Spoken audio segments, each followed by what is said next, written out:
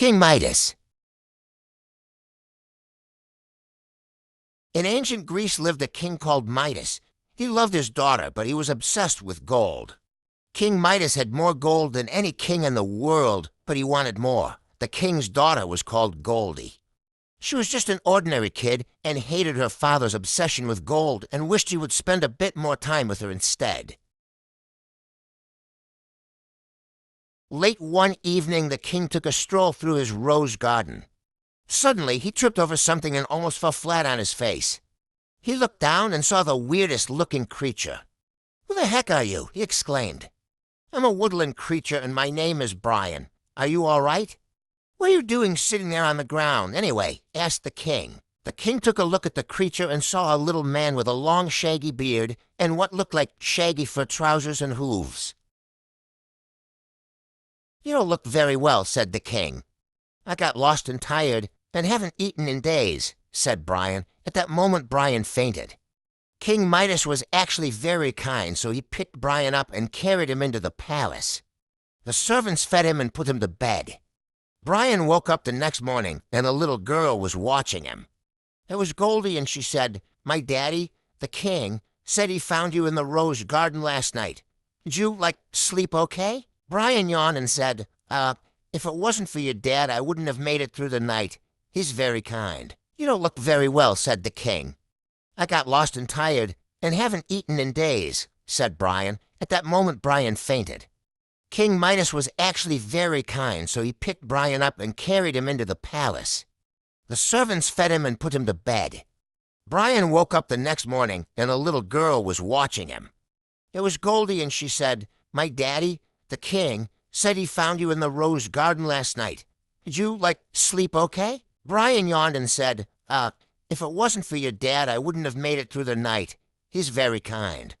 Deep down, yes, she sighed. He's a lovely daddy, but he's got this totally, mad obsession with gold. I wish he'd spend more time with me like he did before. Brian whispered in her ear, and she looked amazed. They both went down to where the king sat at the breakfast table. "Hello, Brian. Looking a lot better than last night, I must say." "Breakfast? Yes, thank you. I am rather peckish." "Don't know what you woodland chaps eat, but I can have some hay brought in." "Toast will be fine," said Brian. "You have been very kind to me. You saved my life, and I have a magic gift I can give in special cases." "Well, what is it?" asked the king. "A wish," said Brian. "It will come true." "Is there anything in particular that you would wish for? Maybe that everything you touched could turn to gold?" "Yes, then I'd have all the gold I could ever want." "You sure?" asked Brian. The king nodded his head vigorously. Secretly, Brian gave Goldie a huge wink. "Your wish is granted. Now, I'd better get home." "Have a carriage to save you the walk, dear chap," said the king. Outside, the king and Goldie waved as the carriage set off. "Have a safe journey," yelled Goldie. "Goodbye, old chap." "Come and visit us again," shouted the king. Brian leaned out of the carriage window and gave Goldie another big wink. The king didn't really believe that a little chap like Brian could grant such a wish and went to his rose garden to look at his lovely blooms. "I'll give this to my darling Goldie," he thought as he picked one. Suddenly the rose turned to solid gold. The same thing happened with another rose, and soon he had a basket of golden roses. He was so excited he hurried back to the palace. He put the golden roses into a vase, which turned to solid gold. He pulled out a chair to sit down, and the chair turned into gold.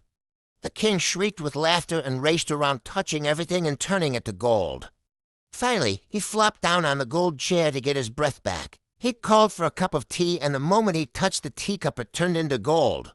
"What if I can't eat or drink? I'll starve if everything I touch turns to gold," he thought. Goldie appeared and rushed over to give him a hug. Suddenly, he saw that his beloved daughter had turned into solid gold. The king burst into tears when he saw her like a beautiful little golden statue.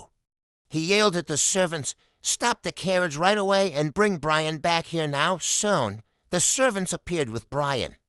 "Brian, please take that wish back. What was I thinking? Goldie and not gold is the most precious thing in my world."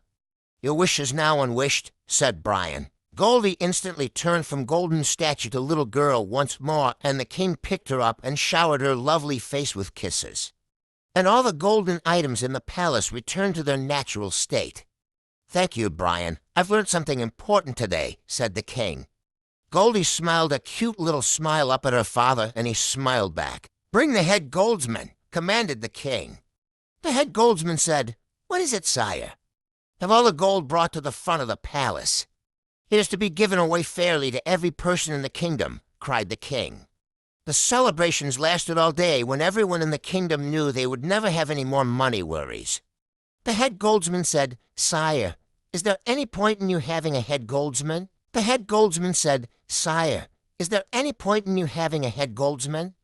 "Good point," answered the king. "The head rose gardener retires soon, so someone will need to look after all my lovely roses. From now on, you will be known as the head roseman." Brian gave Goldie a big wink, and with a huge smile on her face, she winked right back. The end.